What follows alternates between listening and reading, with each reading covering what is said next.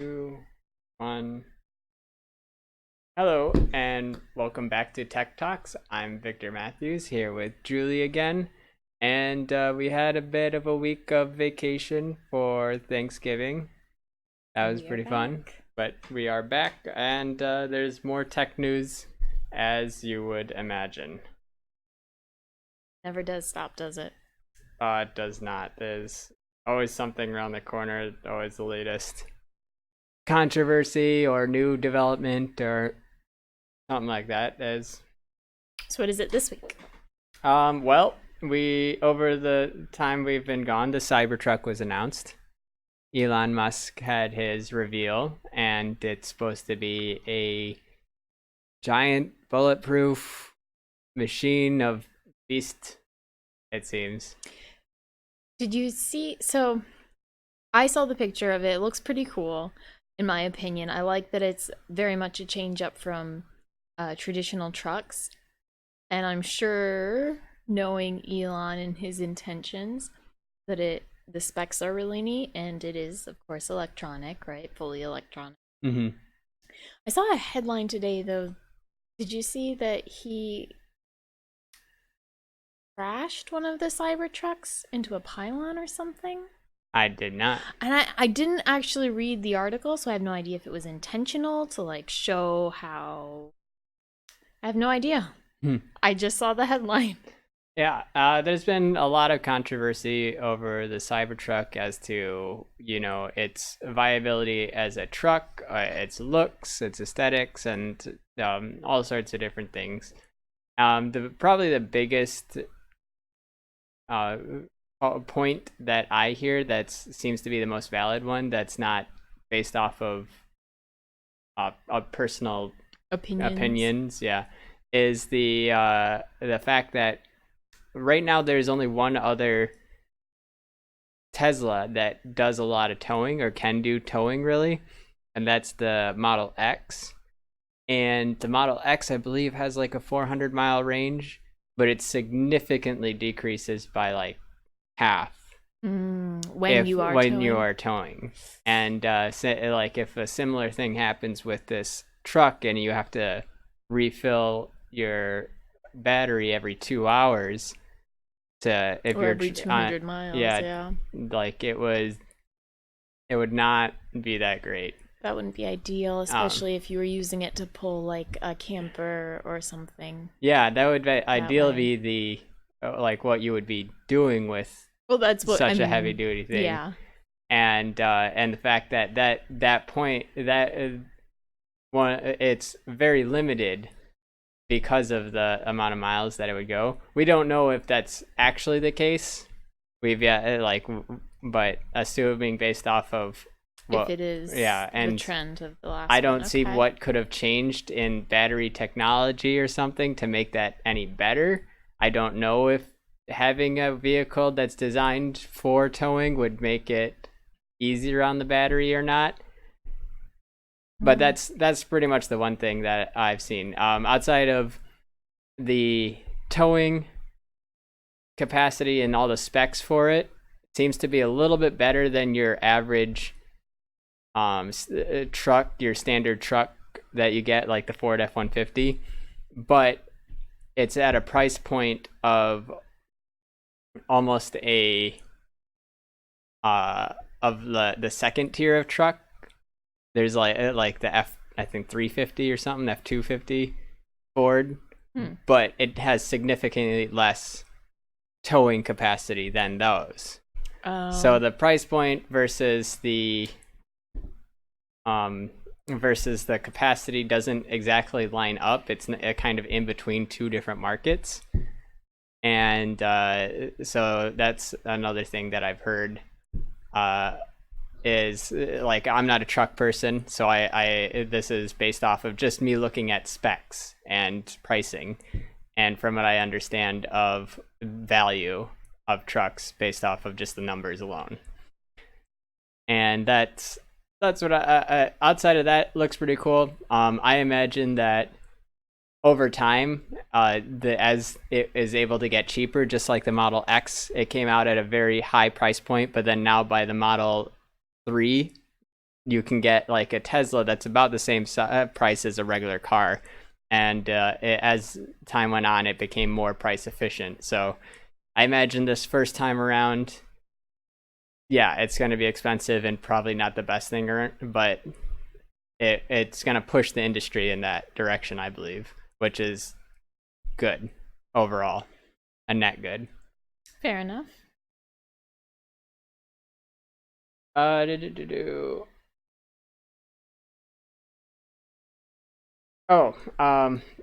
next up is these are kind of just random headlines that I've pulled from the past week, so there's no particular narrative thread through all of these. The next one is Xbox CEO, I think it was, mentioned that the new Scarlet will not be prioritized as a VR Is that system. the name of the game? Oh, that's the name of the new. Well, that's the name of the Project Scarlet is the name that Xbox is giving to the creation of the new Xbox. They haven't officially announced a name for the new Xbox. But that's the project name? Yeah, that's the project name is Project Scarlet. It's like their code name for the new Xbox. And it's not going to be focused on VR, he says, because nobody's asking for it. I don't know if I necessarily believe that, especially Microsoft is working on the HoloLens. Like, it seems very contradictory to what the rest of Microsoft is even doing, even though Microsoft itself is not in VR. AR technology is something that they're heavily looking into. What is the HoloLens? The HoloLens is an augmented reality headset, and it's essentially like a visor that you put on, and then it can augment the surroundings with different displays and different whatever you want. You can program it to do all sorts of things. Essentially, like in video games, you have the heads-up display that shows your health and things like that. It's essentially like you could put one of those in real life. Like, you can just put one of those on and you have a heads-up display as to what you want to see. If you wanted to pin Skype on the wall, and you could just take it, pin it on the wall, and then look around, and Skype would be on the wall almost like a TV, but it's not really there. It's augmented reality.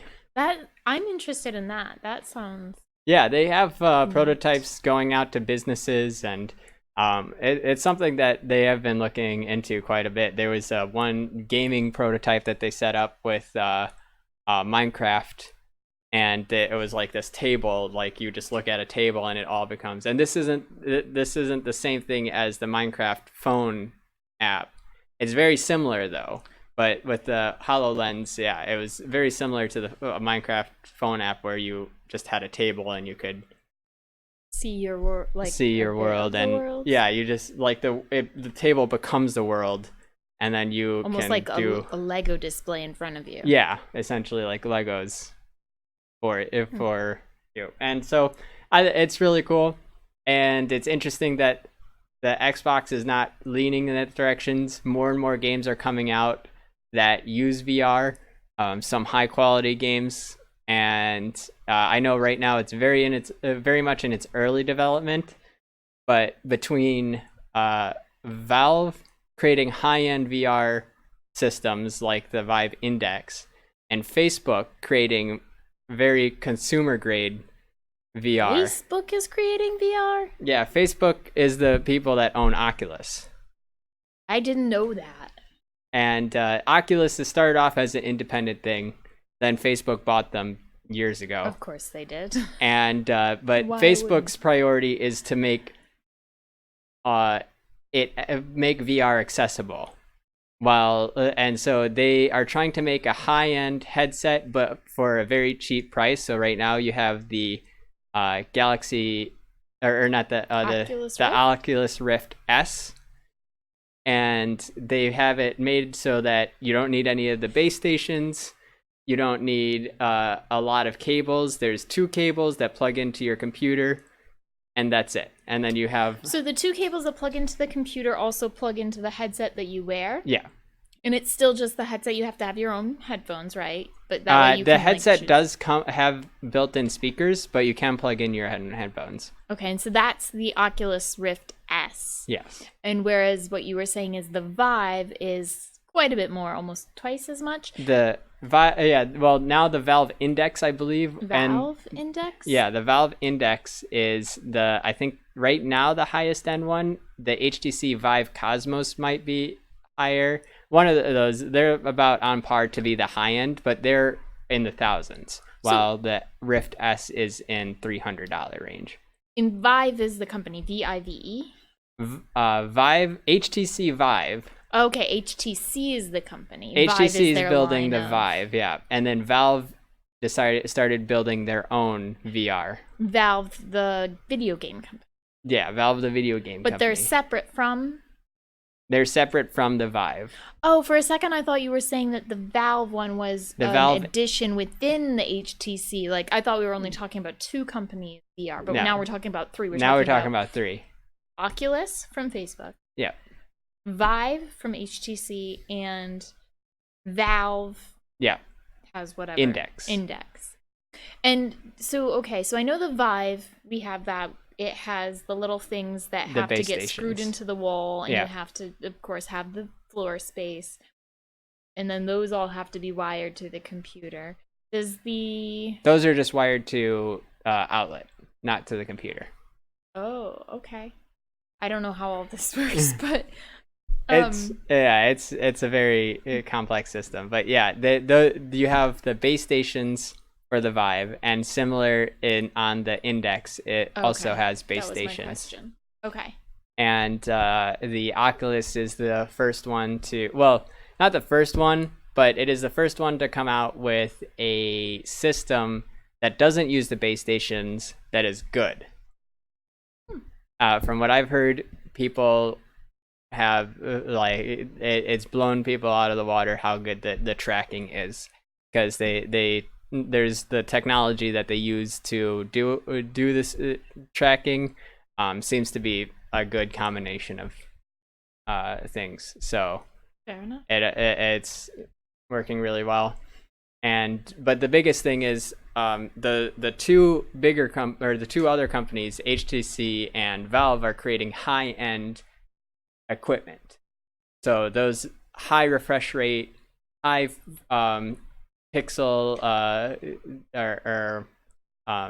screen resolution, very top-notch, that requires the most high-end gaming systems in order to utilize all the features. Facebook is trying to get a system that is still high-end, because there's no doubt VR requires a high-end system, because you are literally taking what you would put on one screen on two screens, because you have to have for each eye a projection. So Valve is doing? No, but everybody is doing it. That's VR. That's just the natural fact of what VR is you have to reproduce your game twice over, which takes a lot of processing power. So it's still a very high-end thing, but they're trying to make it as accessible as possible. So at a $300 or $400 price point, $300 price point versus $1,000 price point for the high-end stuff. Yeah, the Oculus Rift S. So it's there's two different factions going on, two different things that they're doing, and it's a competitive market right now, and it's only gonna get better because of the competition. I still but I still get really uncomfortable, kind of sick from using it, and you could say it is motion sickness, sort of. And as a child, I got motion sick, and I had trouble with equalizing the pressure in my ears. So I think that is something that some people will be predispositioned to have that problem. I get so hot and uncomfortable, though, especially having the big heavy thing on my head, and then also having my eyes have to focus on something so close, like that is probably a large part of what gives me a headache too, is because your brain is registering as if you're looking at these things far away, but your eyes are actually focused on something like right here, and that having to contract the adduction muscles in your eyes and look so close, that gives me such a headache too.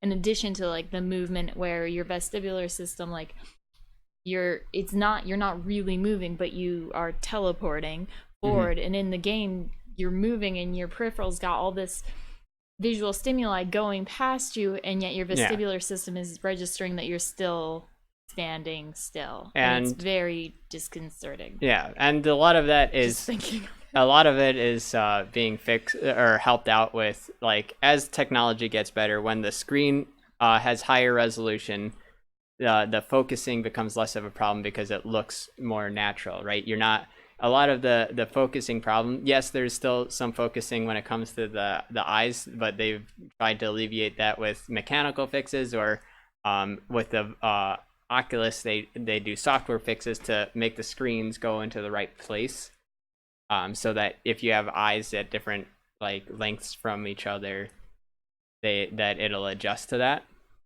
And then also, when a higher resolution, a lot of the issues that occur with the eye straining is because a lot of the textures and things like that can be blurry, and having a higher resolution fixes that a lot. And along that same line, I imagine ray tracing, because for the brain too, when you're looking at these pictures, that, I mean, the artists do a phenomenal job. There is such beautiful artwork in so many video games, but the reality is that oftentimes it's not exact to what reality is, and our brains are very accustomed to what real physics and like what real light and shadows and how it all works. And so then when we see these video games, I think that also is part of, like, some video games, when you look at the pictures, like, it's harder for the brain to process all that visual information. At least it seems like it to me. When you've shown me pictures of ray tracing, my eyes, like, are so much more relaxed looking at that picture than most video game pictures. It's just way too much to process. Like, it's beautiful, the detail, but I'd rather look at like a Simpsons kind of cartoon-esque picture most of the time than these ones that the artists are trying to make it look real, but it's not quite real, and it's just painful. Yeah, making it more realistic to trick the brain into feeling like it's there definitely helps out. The other thing that they do for movement is with the teleporting, because that helps a lot of people out, as also the narrowing the focus, the focal view. So when you're moving, oftentimes if you're teleporting, they'll have like a blur kind of situation to the peripherals and things like that to make it so that the information is very narrow, and that helps prevent motion sickness. So there's a lot of technology that they're doing, or things that they're learning about what's causing the motion sickness and alleviating it. It doesn't do it for everybody. Some people are just naturally prone to it. Some people have iron stomachs and can walk around without the teleport system. They can just let it move on its own. And to me, it feels like I am falling. Like, I've tried it where the normal locomotion, and if like you're just kind of gliding forward, and I'm just like falling over in the room. But it's your visual and vestibular systems are so closely linked that this whole VR thing, and it's like that illusion where if you're standing in front of a wall that has all vertical lines, and like you stand on one foot, and then someone like swings the wall or the thing in front of you, like your vestibular system immediately tells your body, like, you reflexively move because you think that you're falling, but that's just because the visual system is telling your body to move. It's just, they're so closely linked. I don't know. It'll be interesting to see how it progresses and how they go. I'm not entirely sure that the blurring the peripherals, like, I think it can be helpful, but I also, like, I remember that feeling of like when you are teleporting in VR, and it's just the speed at which all this stuff just whooshes and then stops and then whooshes and then stops, and it keeps doing that. That whole visual acceleration and then stop, acceleration and then stop, with zero actual vestibular movement, that is very, very problematic. I don't know if as much From what I've noticed myself, that blurring or even darkening, Darkening, I could see helpful. both of them have been more helpful than just not letting it do anything. The other Well, thing yes, is more than nothing, but I the think other thing darkening is more than straight blurring. cuts, transitions. Those are the other way they do it. I think that could be good. I think that would be, I would like that better. Yeah. I think that if, it just blinks basically from here to there. You blink. I think most of the teleport systems work that way, is just blinking. There's one game that I know they actually do kind of a slow, where you actually shoot like a ball out, and then where that ball lands, you actually see like a window, and then you can choose how fast you enter that window.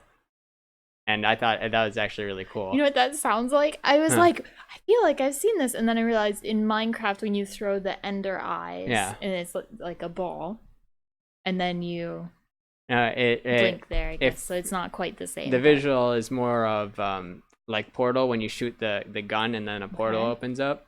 It's very much like that, but the portal opens up in your hand, and you can just kind of like bring it to you, and then you transition there. But beforehand, it's in your hand, and you can just like kind of look around and like see. That sounds cool. What is that in? It's a game called Budget Cuts. Oh, I thought I'd played that one. You did play it. I didn't remember the ball. Anyways, back to the subject at hand. Microsoft, the Xbox CEO says that new Xbox is not going to be focused on VR. And as you can see, there's a lot of things happening in the VR world that makes it kind of baffling that they're not interested in it, especially since PlayStation is involved in VR, and that's their biggest competition.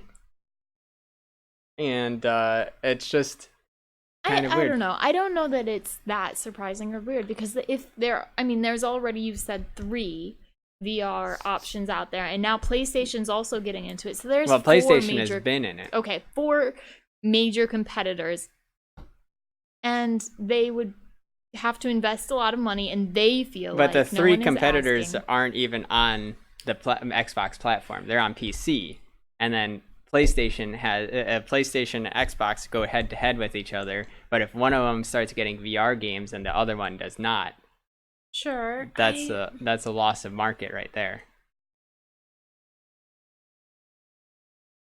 Maybe, I don't know. I think that their HoloLens thing, that sounds really neat, and that's also Microsoft, but not Xbox. But Xbox is owned by Microsoft. Yeah, but as they said, PC. That's all PC. Xbox CEO says that Project Scarlet is not focusing on VR.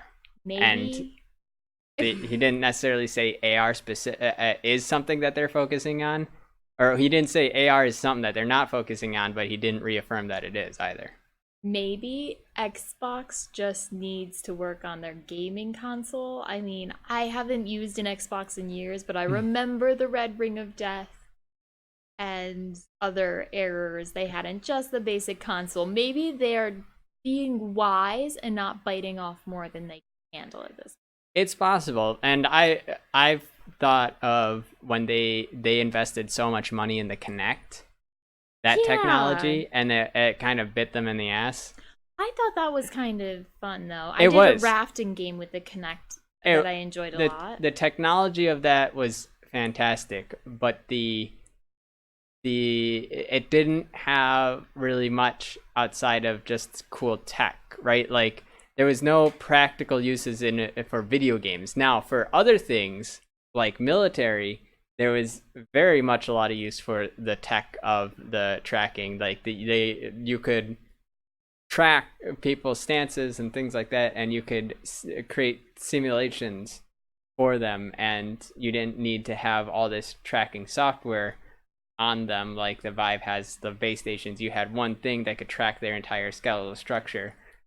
It was actually very fantastic of a technology, but when it comes to the gaming practice, what I'm thinking, though, is, this is my theory, in the future, especially with Facebook heading off the area of making Vive accessible, or VR accessible,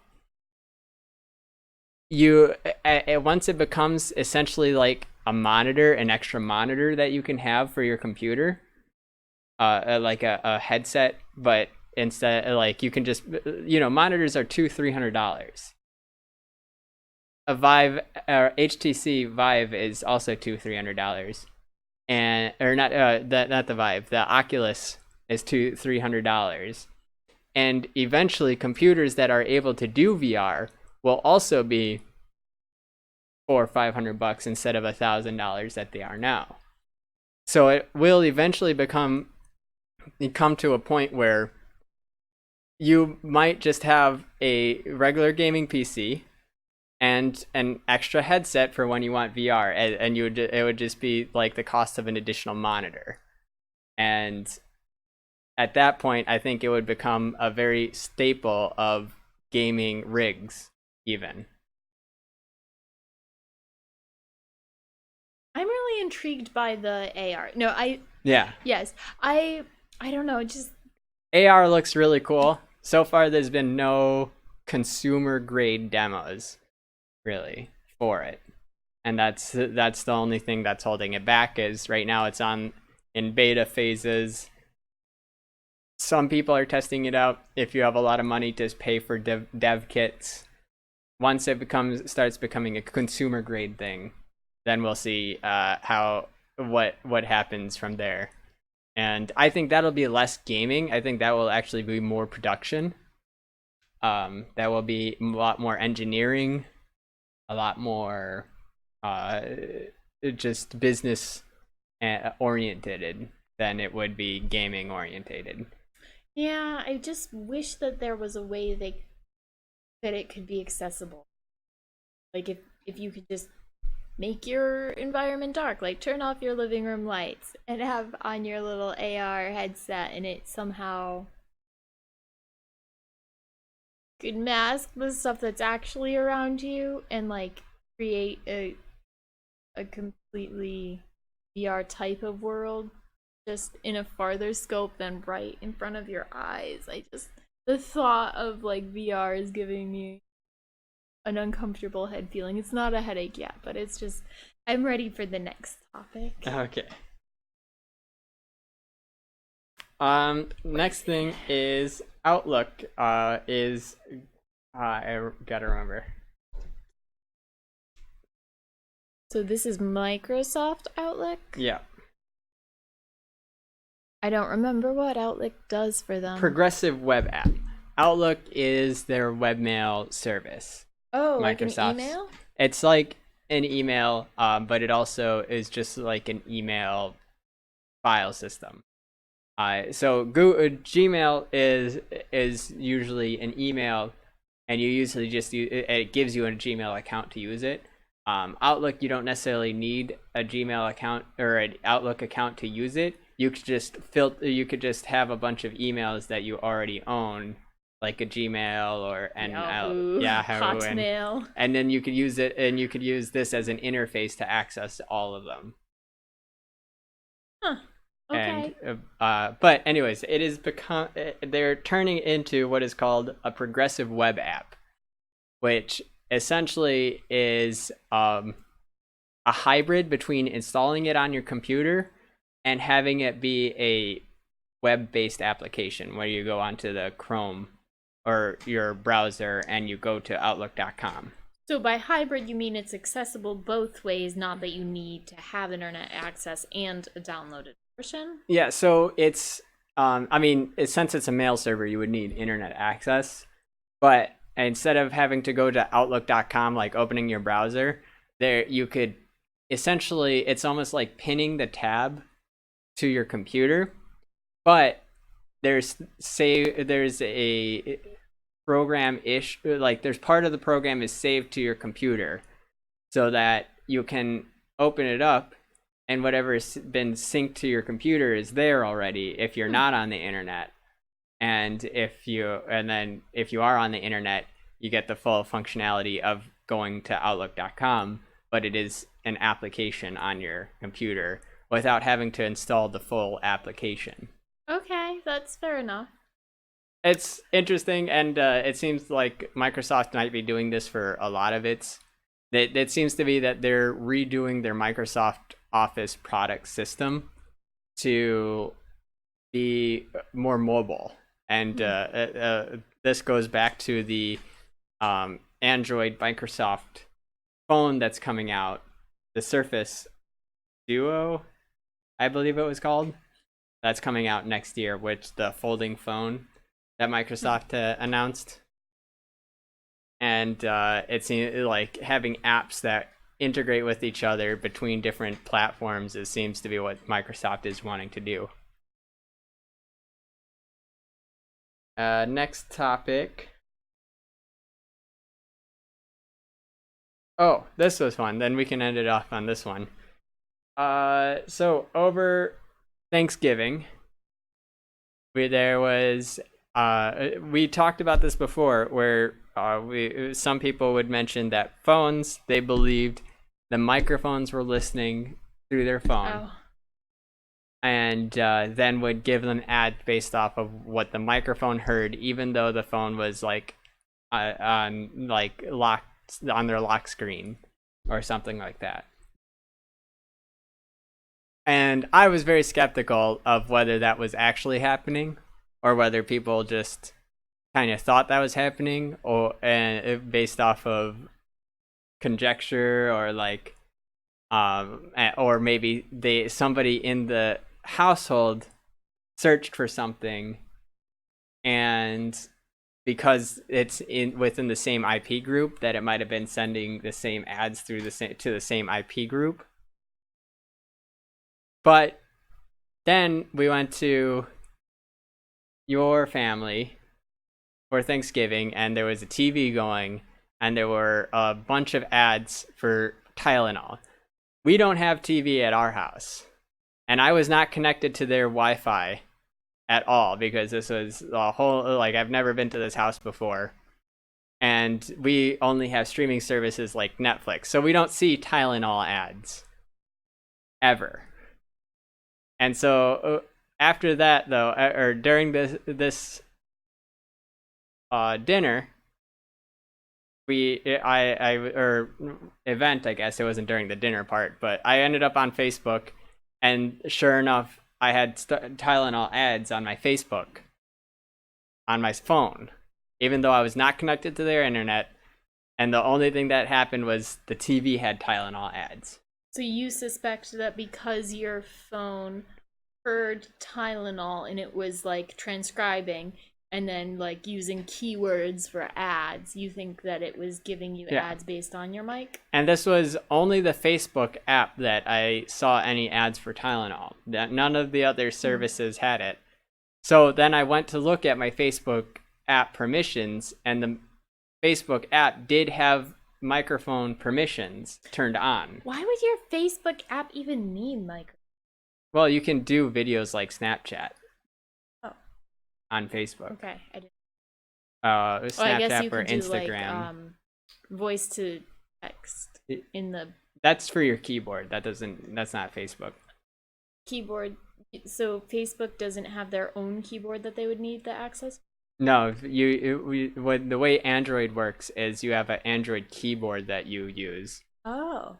And I didn't know that. Yeah, it's a separate app that you're using when you type. I had no idea. And that makes sense why it's basically uniform. Yeah. I've gotten so I basically know how to use it. I still am not sure where the emojis are. It takes me a few minutes, but I'm getting there. I can usually get pictures up within a minute or two. Yeah, and so the Facebook app, and I saw that the Facebook microphone was allowed, which I don't know when I ever gave it permissions, but I guess I must have, because as far as I know, an app cannot just turn on permissions on its own. So now you're suspect. Now I'm suspect, because especially after I turned it off, the microphone permissions, then the apps didn't show up anymore. I wonder what ads I have. I don't use Facebook very more. I did. You have to have the app too. Do you have the app? I did recently download the Facebook app again. I told my one sensory group. I wanted a t-shirt, and they're communicating through Facebook, so I was like, I need the app so I can get it. Where are the apps?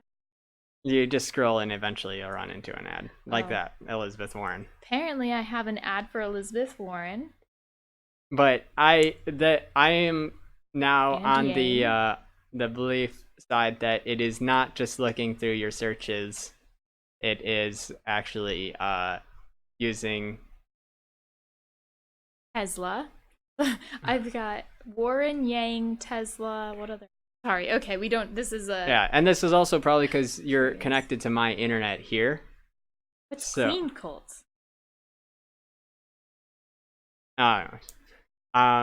So yeah, I have a firm belief that it's not just based off your IP, especially when it comes to Facebook. This is the only one that app I have any kind of evidence for was. Well, now that you say that, Clean Cult, that is an interesting ad for them to give me, because I never buy cleaning supplies online, and I guess everyone needs cleaning supplies, so it could be coincidental, but I do talk about cleaning because I do obviously clean our house. How do you turn off your mic, or how do you even check for that in the Facebook app? So you will go to your Settings? if you hold over Facebook, you Oh, go to so app you info hold the icon. App and then info, permissions and microphone, mic- and you Oh, have it I denied. have denied it. So it is cool.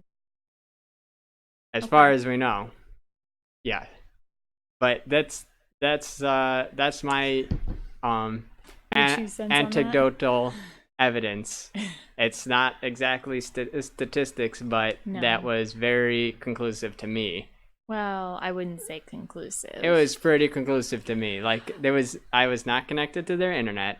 Yeah, but still, only- coincidences happen. Everyone can use painkiller from time to time. I've so it's never one of those searched generic... painkiller. Yeah, but even if you don't search it, Tylenol is one of those companies that they're like, I've "If never they're had a over Tylenol 18." ad ever before on Facebook.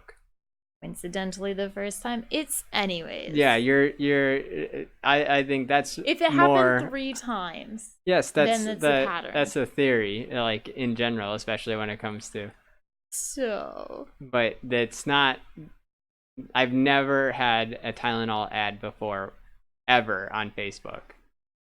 I don't pay attention to the ads, so I have no idea. I know what ads I get served. They're often Newegg ads. Newegg, what's that? That's computer sales, like computer parts. Ah. Amazon ads, Politic ads.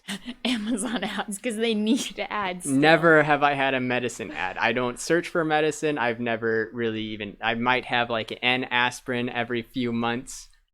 I don't. There's nothing that would require medicine ads. And that's it for the tech news. Also, No, sorry, it's I not. know that was going to be the last thing, but this is One also more. a Thanksgiving thing. Oh, yeah? 800,000 Switches sold over Thanksgiving. That's a lot.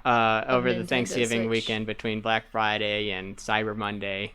Wow. That system is selling like hotcakes, and this is 2 years into its life cycle.